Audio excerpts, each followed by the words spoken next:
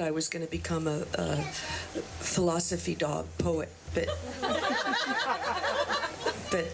it just happened by living here at District Maine. So this is the 4th poem that I've written about District Maine and the dogs. So last Christmas, the dogs had a little bit of a jam session, and they got some cookies from the park.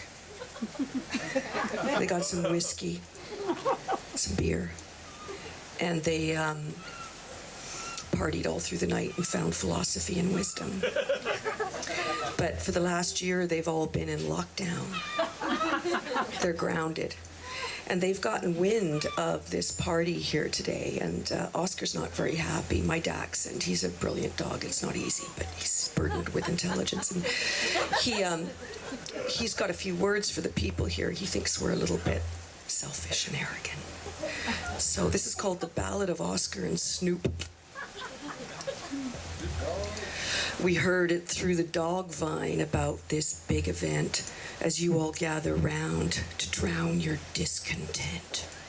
Music and drink, laughter and frivolity descend once again on this house of high quality. But I wonder if you've forgotten what you did to us last year when we gathered for some cookies, a bit of jamming, a few beer. You cut us off, our friends, then from Snoop Dogg himself.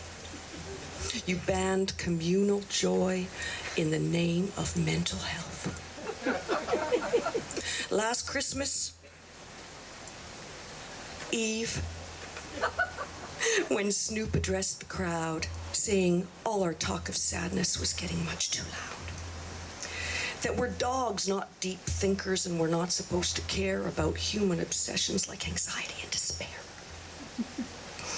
He said, I know where you're coming from in your malaise and confusion, but I come with a message that it's all an illusion.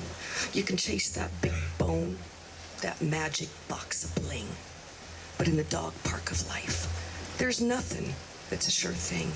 No truth, no redemption, no Great Dane above. It's been about cookies all along, man. And it's always about love.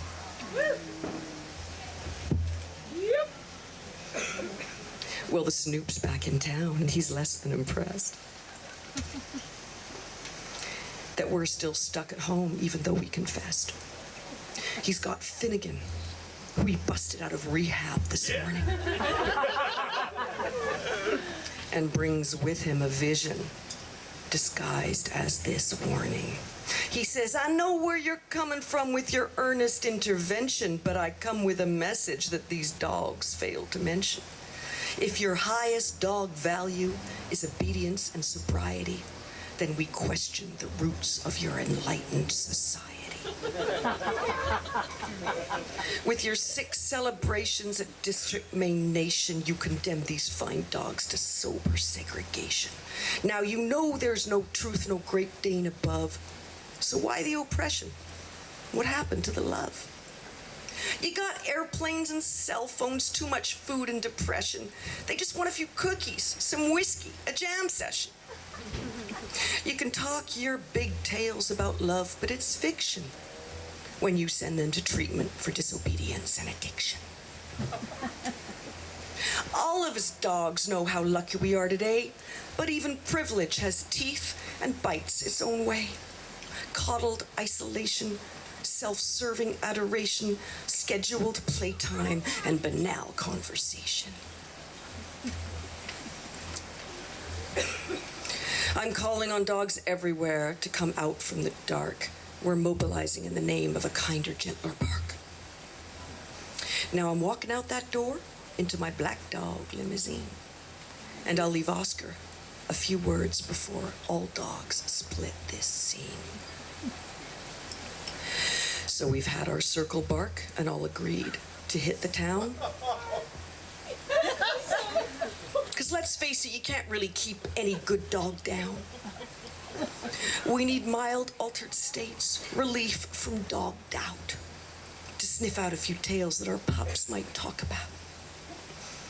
Now don't indulge in worry, we're safest in our pack. Just leave us to our joyride, and we'll talk when we get back. when we curl up in our beds with no trepidation or shame, and forgive you all your sins, and hope you do the same.